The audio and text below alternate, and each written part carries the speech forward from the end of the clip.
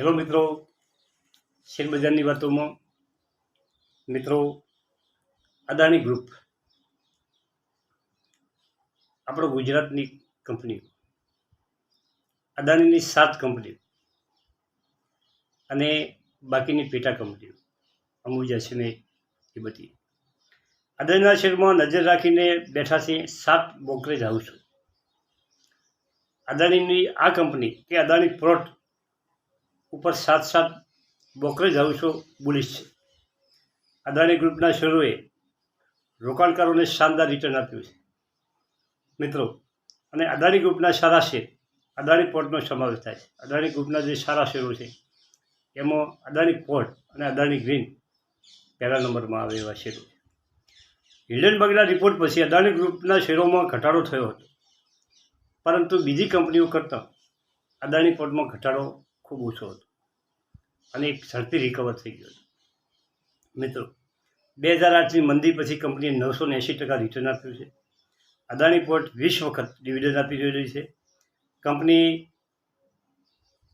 2010માં એના share split કર્યા હતા, એનો રેશિયો હતો 1:5, એટલે કે 10 રૂપિયાની જે ફેસ વેલ્યુ હતી એની 2 રૂપિયા કરેલી છે. મોટી ઓર્ડર બુક છે કંપની પાસે.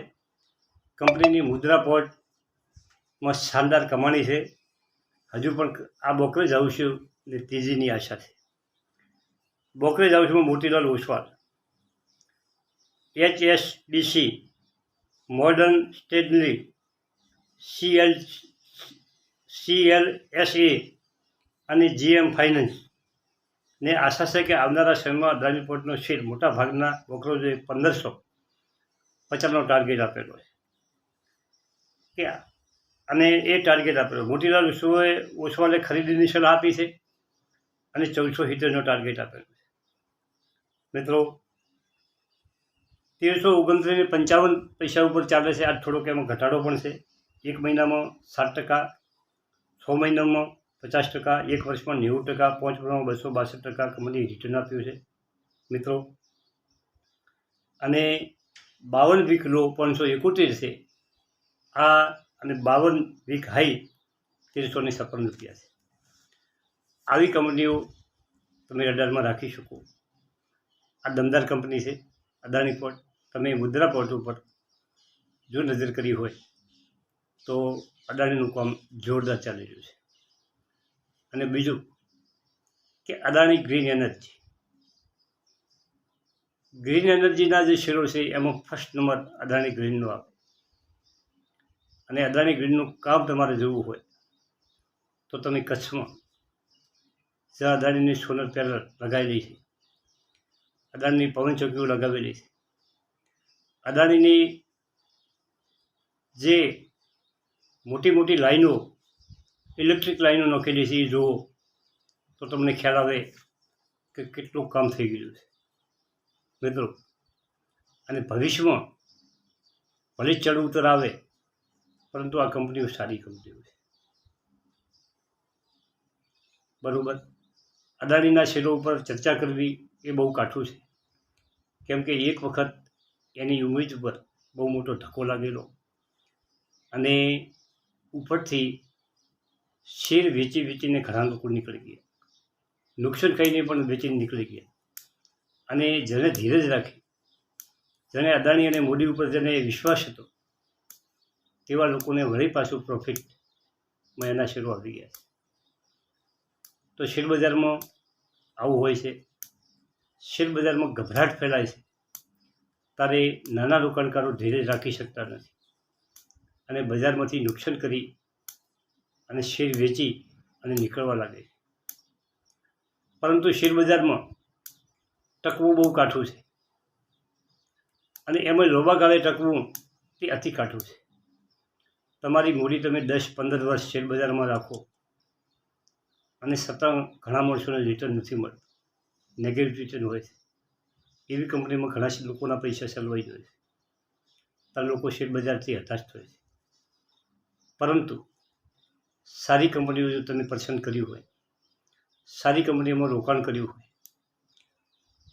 તમારી મૂડીનું વિભાજન કરીને 15 થી 20 શેર લીધા હોય તો તમને 1-2 શેર કદાચ નેગેટિવ રિટર્ન આપે, 1-2 શેર ધીમે ચાલે, પરંતુ જો 8 શેર તમને કમ્પાઉન્ડિંગમાં જો રિટર્ન આપે તો તમારી મૂડીમાં જોરદાર વધારો થાય છે.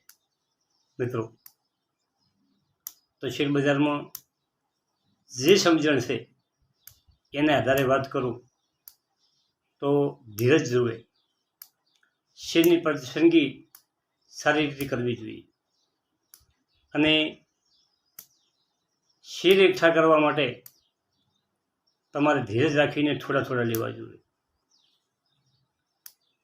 ઈરેડાનો શેર 214 પહોંચ્યો, તારે બજારમાં લોકોને લ્યો એ 214ના ભાવમાં લેવાવાળા હતા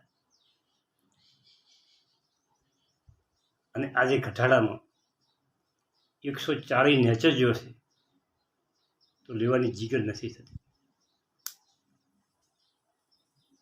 આ બજાર છે,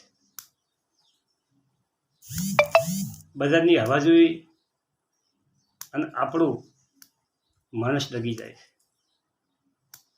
પરંતુ કંપની ઉપર વિશ્વાસ હોય, કંપનીના ફંડામેન્ટ ઉપર વિશ્વાસ હોય, કંપનીના બિઝનેસ ઉપર વિશ્વાસ હોય અને સારી કંપનીમાં ઘટાડામાં જો રોકાણ કરી નાખ્યું હોય તો 100% નફો મળે. સગવડ હોય, રોકાણ કરવું હોય તો તારે ઘટાડો છે, થોડા પૈસા સારી કંપનીઓમાં નાખતા રહેવું જોઈએ મિત્રો. અને વળી પાછું ચાલુ ઉછાળવા આવશે એ ખબર નહીં પડે. કાલથી કદાચ ગ્રીન ઝોનમાં આવી જાય, કાલે ગ્રીન ઝોનમાં ના આવે તો અઠવાડિયા પછી આવી જાય, આવશે એ તો 100% વાત છે, એમાં તો કોઈ ફેર પડવાનો નથી. મિત્રો,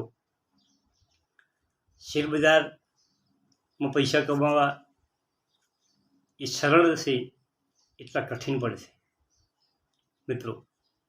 અને હું તો શેર બજારમાં 2008ની મંદી પહેલાંથી મારું રોકાણ છે. વચ્ચે જે શેર હતા એમને પડ્યા રાખી અને એક પણ શેર વેચ્યા વગર ઘટાડામાં જે નુકસાન થયું એની ભરપાઈ કરવાની રાહ જોઈ અને 10 વર્ષ એક દશકો કાઢી નાખ્યો અને સારામાં સારું કંપનીએ મને રિટર્ન આપ્યું છે. ધીરજ રાખી એને પૂરેપૂરું ફળ મળ્યું છે. મારા વિડીયો મેં મારા ઘણા વિડીયોમાં મારી કંપનીઓ વિશે, મારા શેરો વિશે વાત કરી છે, એ પણ તમે જોઈ શકો છો મિત્રો. અને શેર બજારમાં એક જ વસ્તુ છે કે ધીરજ રાખે એ જીતે. નુકસાન ભાળીને શેર વેચવો નહીં. હા, એમાં કોઈ ખરાબી ના હોવી જોઈએ. ખરાબીવાળા શેરને દૂરથી સલામ કરવી જોઈએ. ઘણી કંપનીઓ છે અને મિત્રો રિસ્ક નહીં લેવાનું. જે કંપનીઓ સતત સર્કિટ લાગતી હોય એવી કંપનીઓમાં તમને થશે કે લાવો આજે આપણે મળીશું, લઈ લ્યા, 2-3 દિવસ સર્કિટ લાગશે અને આપણે નફો બુક કરી દઈશું, પરંતુ એમાં ભરાઈ જશે અને લોઅર સર્કિટ લાગે તો એમાં નીકળવું પણ કાઠું હોય છે. બધા વેચવાવાળા હોય, કોઈ લેનારું હોતું નથી.